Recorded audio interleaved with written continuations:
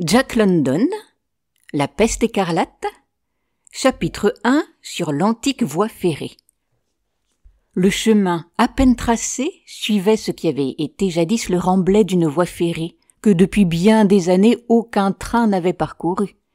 À droite et à gauche, la forêt, qui escaladait et gonflait les pentes du remblai, l'enveloppait d'une vague verdoyante d'arbres et d'arbustes. Le chemin n'était qu'une simple piste, à peine assez large pour laisser passer deux hommes de front. C'était quelque chose comme un sentier d'animaux sauvages. Ça et là, un morceau de fer rouillé apparaissait, indiquant que sous les buissons, rails et traverses subsistaient.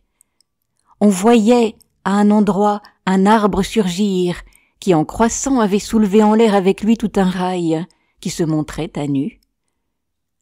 La lourde traverse avait suivi le rail auquel elle était rivée encore par un écrou. On apercevait au-dessous les pierres du ballast, à demi recouvertes par les feuilles mortes. Ainsi, rail et traverse, bizarrement enlacés l'un dans l'autre, pointaient vers le ciel fantomatique. Si antique que fût la voie ferrée, on reconnaissait sans peine, à son étroitesse, qu'elle avait été à voie unique. Un vieillard et un jeune garçon suivaient le sentier. Ils avançaient lentement, car le vieillard était chargé d'ans. Un début de paralysie faisait trembloter ses membres et ses gestes, et il peinait en s'appuyant sur son bâton. Un bonnet grossier de peau de chèvre protégeait sa tête contre le soleil. De dessous ce bonnet pendait une maigre frange de cheveux blancs, sales et souillés. Une sorte de visière ingénieusement faite d'une large feuille courbe gardait les yeux d'une trop vive lumière. Et sous cette visière, les regards baissés du bonhomme suivaient attentivement le mouvement de ses pieds sur le sentier. Sa barbe, qui descendait en masse, tout emmêlée, jusqu'à sa ceinture, aurait dû être comme les cheveux d'une blancheur de neige, mais comme eux, elle témoignait d'une grande négligence et d'une grande misère. Un sordide vêtement de peau de chèvre, d'une seule pièce, pendait de la poitrine et des épaules du vieillard, dont les bras et les jambes péniblement décharnés, et la peau flétrie témoignaient d'un âge avancé. Les écorchures et les cicatrices qui les couvraient et le ton bruni de l'épiderme indiquaient de leur côté que depuis longtemps l'homme était exposé aux heurts de la nature et des éléments. Le jeune garçon marchait devant, réglant l'ardeur robuste de ses jarrets sur les pas lents du vieillard qui le suivait. Lui aussi n'avait pour tout vêtement qu'une peau de bête. Un morceau de peau d'ours, au bord déchiqueté, avec un trou en son milieu, par où il avait passé la tête. Il semblait avoir 12 ans au plus, et portait coquettement juchée sur l'oreille une queue de porc fraîchement coupée. Dans une de ses mains, il tenait un arc, de taille moyenne et une flèche. Sur son dos était un carquois rempli de flèches. D'un fourreau, pendu à son cou par une courroie, émergeait le manche noueux d'un couteau de chasse. Il était aussi noir qu'une mûre, et sa souple allure ressemblait à celle d'un chat. Ses yeux, bleus, d'un bleu profond, étaient vifs, perçants comme des vrilles, et leur azur formait un étrange contraste avec la peau brûlée par le soleil qui les encadrait. Ses yeux semblaient épier sans trêve tous les objets ambiants, et les narines dilatées du jeune garçon ne palpitaient pas moins en un perpétuel affût du monde extérieur dont elles recueillaient avidement tous les messages. Son ouïe paraissait aussi subtile, et à ce point était exercée qu'elle opérait automatiquement sans même une tension de l'oreille. Tout naturellement, et sans effort, celle-ci percevait dans le calme apparent qui régnait les sons les plus légers, les départageait entre eux et les classait, que ce fût le frôlement du vent sur les feuilles, le bourdonnement d'une abeille ou d'un moucheron, ou le bruit sourd et lointain de la mer, qui n'arrivait que comme un faible murmure, ou l'imperceptible grattement des pattes d'un petit rongeur dégageant la terre à l'entrée de son trou. Soudain, le corps du jeune homme s'alerta et se tendit. Simultanément, le son, la vue et l'odeur l'avaient averti. Il tendit la main vers le vieux et l'en toucha, et tous deux se tinrent coi. Devant eux, sur la pente du remblai et vers son sommet, quelque chose avait craqué. Et le regard rapide du jeune garçon se fixa sur les buissons dont le faîte s'agitait. Alors, Un grand ours, un ours grizzly, surgit bruyamment, en pleine vue, et lui aussi s'arrêta net à l'aspect des deux humains. L'ours n'aimait pas les hommes. Il grogna grincheusement. Lentement et prêt à tout événement, le jeune garçon ajusta la flèche sur son arc et entendit la corde, sans quitter la bête du regard. Le vieux, sous la feuille qui lui servait de visière, épiait le danger, et pas plus que son compagnon ne bougeait. Pendant quelques instants, l'ours et les deux humains se dévisagèrent mutuellement. Puis, comme la bête trahissait par ses grognements une irritation croissante, le jeune garçon fit signe au vieillard, d'un léger signe de tête, qu'il convenait de laisser le sentier libre et de descendre la pente du remblai. Ainsi agirent-ils tous deux, le vieux allant devant, l'enfant le suivant à reculons, l'arc toujours bandé et prêt à tirer. Une fois en bas, ils attendirent jusqu'à ce qu'un grand bruit de feuilles et de branches froissées sur l'autre face du remblai les eût avertis que l'ours s'en était allé. Ils regrimpèrent vers le sommet, et le jeune garçon dit avec un ricanement prudemment étouffé « C'en était un gros, grand-père !» Le vieillard fit un signe affirmatif. Il secoua tristement la tête et répondit d'une voix de fausset, pareille à celle d'un enfant « Ils deviennent de jour en jour plus nombreux. Qui aurait jamais pensé autrefois que je vivrais assez pour voir le temps où il y aurait danger pour sa vie à circuler sur le territoire de la station balnéaire de Cliff House. Au temps dont je te parle, Edwin, alors que j'étais moi-même un enfant, homme, femme, petit garçon et petite fille, et bébé accourait ici par dizaines de milles à la belle saison. Et il n'y avait pas d'ours alors dans le pays, je te l'assure bien. Ou du moins ils étaient si rares qu'on les mettait dans des cages et que l'on donnait de l'argent pour les voir.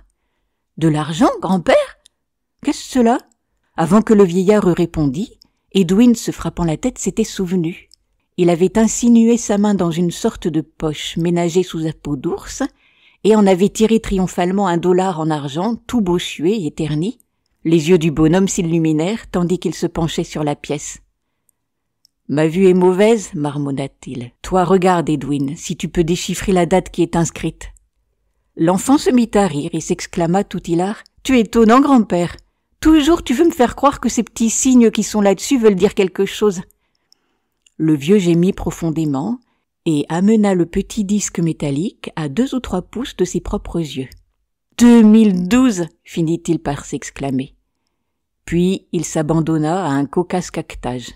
« 2012 » c'était l'année où Morgan V fut élu président des États-Unis par l'Assemblée des Manias. Ce dut être une des dernières pièces frappées, car la mort écarlate survint en 2013. Seigneur, Seigneur, quand j'y songe, il y a de cela 60 ans, et je suis aujourd'hui le dernier survivant qui ait connu ce temps-là. Cette pièce, Edwin, où l'as-tu trouvée? Edwin, qui avait écouté son grand-père avec la condescendance bienveillante que l'on doit au radotage de ceux qui sont faibles d'esprit, répondit aussitôt « C'est Ouhou qui me l'a donnée. Il l'a trouvée en gardant ses chèvres près de San José, au printemps dernier. Ouhou dit que c'est de l'argent. Mais, grand-père, n'as-tu point faim?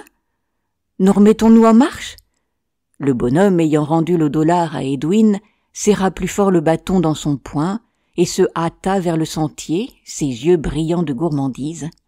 « Espérons, murmura-t-il, que Bec de Lièvre aura trouvé un crabe. Peut-être 2. C'est bon à manger l'intérieur des crabes. Très bon à manger quand on n'a plus de dents et lorsqu'on a des petits-fils qui aiment bien comme vous leur grand-père et se font un devoir de lui en attraper.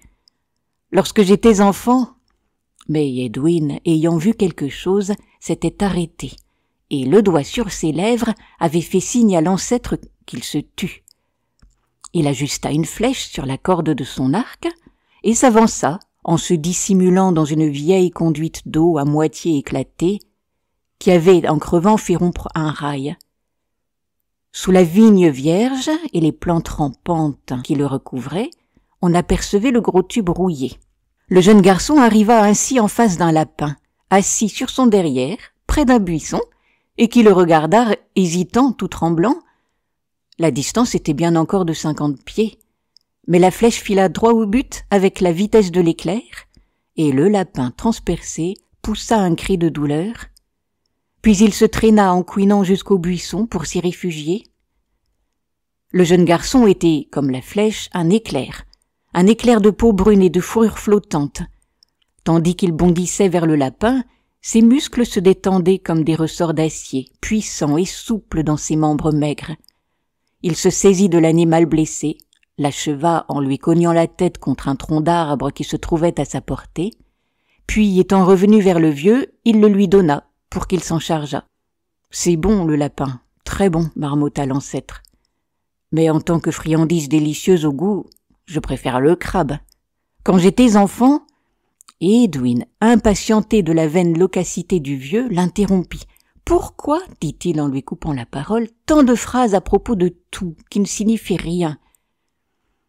Il s'exprima moins correctement, mais tel était le sens approximatif de ses paroles. Son parler était guttural et impétueux, et le langage qu'il employait s'apparentait nettement à celui du vieux, qui était lui-même un dérivé tant soit peu corrompu de l'anglais. Edwin reprit. « Ça m'agace d'entendre à chaque instant des mots que je ne comprends pas. Pourquoi, par exemple, grand-père, appelles-tu le crabe une friandise? Un crabe, c'est un crabe et rien de plus. Que veut dire ce sobriquet ?» Le vieillard soupira et ne répondit pas, et tous deux continuèrent à marcher en silence. Le bruit du ressac se faisait de plus en plus fort, et comme ils émergeaient tous deux de la forêt, la mer soudain apparut au-delà de grandes dunes de sable. Quelques chèvres broutaient, parmi ces dunes, une herbe rare, gardée par un jeune garçon vêtu de peau de bête et par un chien qui n'était plus qu'une faible réminiscence du chien, et semblait bien plutôt un loup. Au premier plan s'élevait la fumée d'un feu, que surveillait un troisième garçon, non moins hirsute d'aspect que les deux autres. Autour de lui se tenaient, accroupis, plusieurs chiens loups, pareils à celui qui gardait les chèvres. À une centaine de yards de la côte, on voyait un groupe de rochers déchiquetés, et au grondement des vagues qui les battaient se mêlait une sorte d'aboiement profond. C'était le mugissement d'énormes lions marins qui s'y traînaient, les uns pour s'y étendre au soleil, les autres pour se battre entre eux. Le vieillard se dirigea vers le feu, en accélérant le pas et en reniflant l'air avidement. « Des moules !»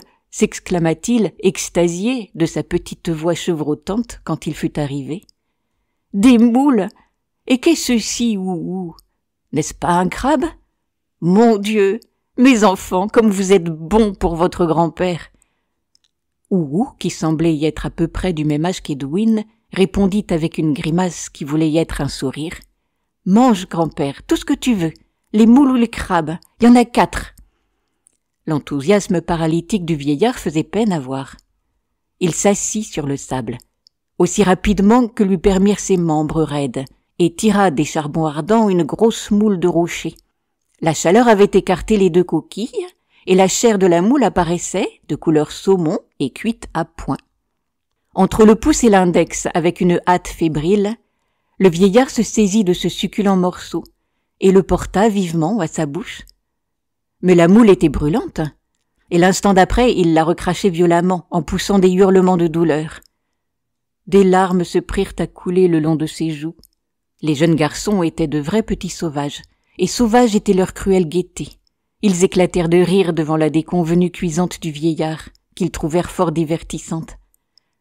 Ouhou en faisait en l'air d'interminables cabrioles, tandis qu'Edwin se roulait en pouffant sur le sol. Attiré par le bruit, le petit chevrier accourut et partagea bientôt leur hilarité.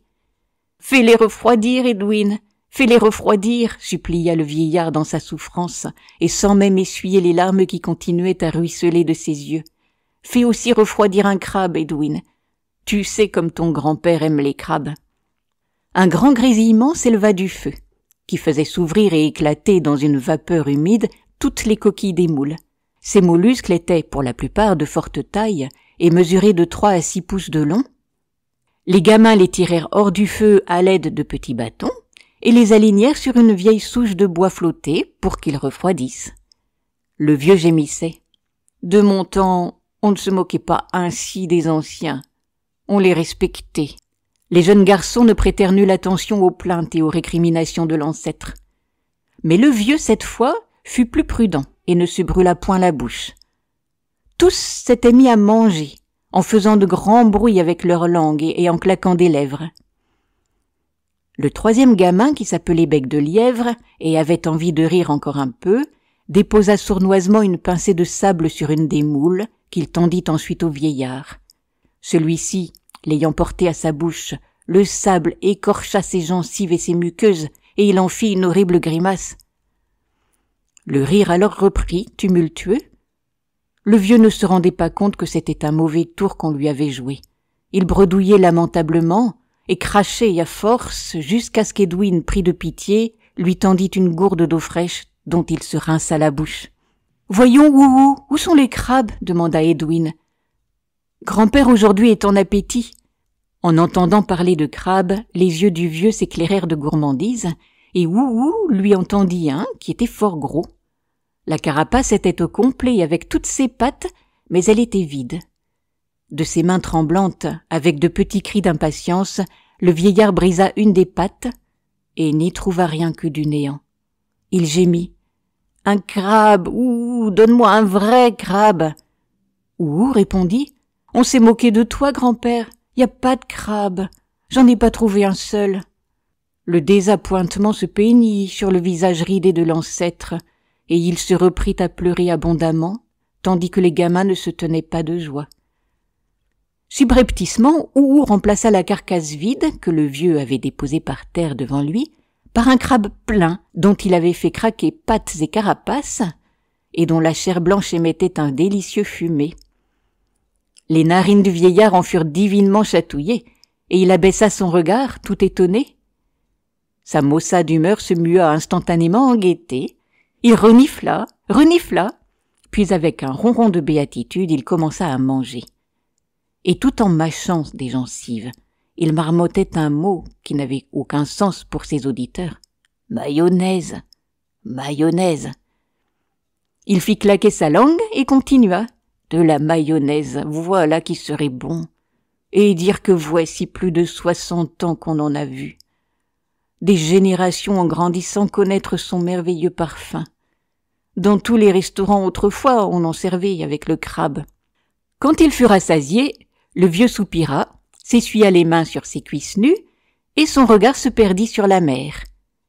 Puis, dans le bien-être d'un estomac bien garni, il se mit à fouiller au tréfonds de sa mémoire. « Savez-vous, mes enfants, savez-vous bien que j'ai vu ce rivage grouillant de vie?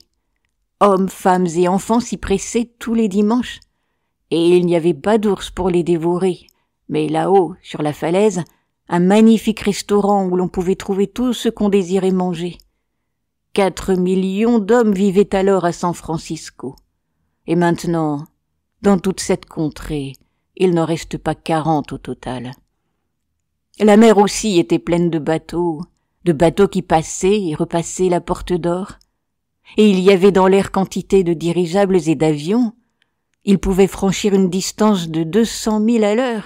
Oui, c'était la vitesse minima qu'exigeaient les contrats de la compagnie aérienne qui assurait le service postal entre New York et San Francisco. Il y avait un homme, un Français, qui avait offert les vitesses de 300 000. Ceci avait paru beaucoup trop risqué aux gens rétrogrades. N'importe, le Français tenait le bon bout, et il aurait mené son affaire à bien, n'eût été la grande peste. Au temps où j'étais enfant, il existait encore des gens qui se souvenaient d'avoir vu les premiers aéroplanes. Moi, j'ai vu les derniers, il y a de cela 60 ans. Les gamins l'écoutaient monologuer, d'un air distrait.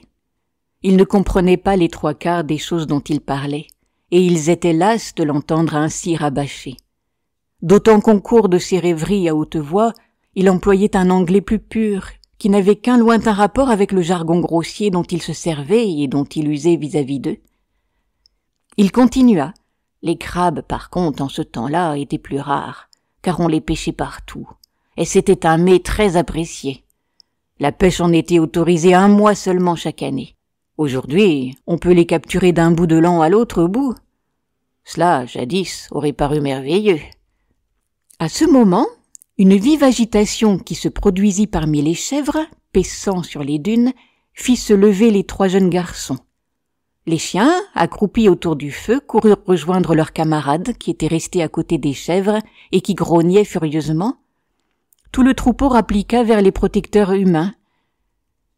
Une demi-douzaine de formes grises et efflanquées gisaient furtivement sur le sable et tenaient tête au chien dont le poil se hérissait.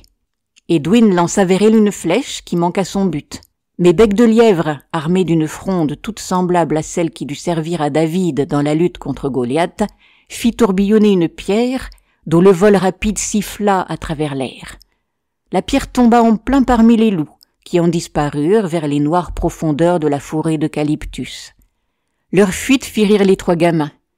Satisfaits, ils revinrent s'étendre sur le sable près de l'ancêtre qui geignait lourdement. Il avait trop mangé, et sa digestion était pénible. Et tout en tenant sur son ventre ses deux mains aux doigts entrelacés, il poursuivait ses lamentations. Le travail de l'homme est éphémère et s'évanouit comme l'écume de la mer. Oui, c'est bien cela. L'homme a sur cette planète domestiqué les animaux utiles, détruit ceux qui étaient nuisibles. Il a défriché la terre, il l'a dépouillée de sa végétation sauvage. Puis un jour il disparaît, et le flot de la vie primitive est revenu sur lui-même, balayant l'œuvre humaine. Les mauvaises herbes et la forêt ont d'heureux chefs envahi les champs, les bêtes de proie sont revenues sur les troupeaux. Et maintenant, il y a des loups sur la plage de Cliff House. Il parut effrayé à cette pensée, s'arrêta, puis il reprit. Si 4 millions d'hommes ont disparu en un seul pays, si les loups féroces errent aujourd'hui à cette place, et si vous, progéniture barbare de tant de génies éteints, vous en êtes réduits à vous défendre à l'aide d'armes préhistoriques contre les crocs des envahisseurs à 4 pattes, c'est à cause de la mort écarlate. Écarlate, écarlate, murmura Bec de Lièvre à l'oreille d'Edwin. Grand-père répète souvent ce mot. Sais-tu ce qu'il signifie? Le vieux avait entendu la question et déclama de sa voix aigrelette. Écarlate de l'érable à la saison d'automne me fait tressaillir comme une sonnerie de clairon qui passe, a dit un poète. Edwin expliqua à Bec de Lièvre. L'écarlate, c'est rouge. Tu sais pas cela? Parce que t'as été élevé dans la tribu du chauffeur. Aucun de ses membres n'a jamais bien su. L'écarlate est rouge. Je le sais, moi. Bec de Lièvre protesta. Si l'écarlate est rouge, pourquoi ne pas dire rouge? À quoi bon compliquer les choses par des mots qu'on ne comprend pas? Rouge, c'est rouge, voilà tout. Rouge, c'est pas le mot propre, rétorqua le vieux. La peste n'était pas rouge, elle était écarlate. Le corps et la figure de celui qui en était atteint devenaient écarlates, dans l'espace d'1 heure. Je le sais, je l'ai vu. C'est écarlate qu'il faut dire. Mais Bec de Lièvre n'était pas convaincu. Il s'obstina. Rouge, c'est assez bon pour moi. Papa n'emploie pas d'autres mots. Il dit que tout le monde mourut de la mort rouge. Le vieux s'irrita. Ton père, comme l'a dit Edwin, est un homme du commun, né d'un homme du commun. Il n'a jamais eu aucune éducation. Ton grand-père était un chauffeur, un domestique. Ta grand-mère, il est vrai, était de bonne souche. C'était une lady, mais ses enfants et ses petits-enfants ne lui ressemblent pas. Avant la mort écarlate, elle était la femme de Van Warden, un des 12 magnats de l'industrie qui gouvernait l'Amérique. Il valait plus d'1 milliard de dollars. T'entends bien, Edwin? Plus d'1 milliard de petites pièces pareilles à celles que tu as dans ta poche. Puis vint la mort écarlate. Et cette femme devint la femme de Bill, le chauffeur.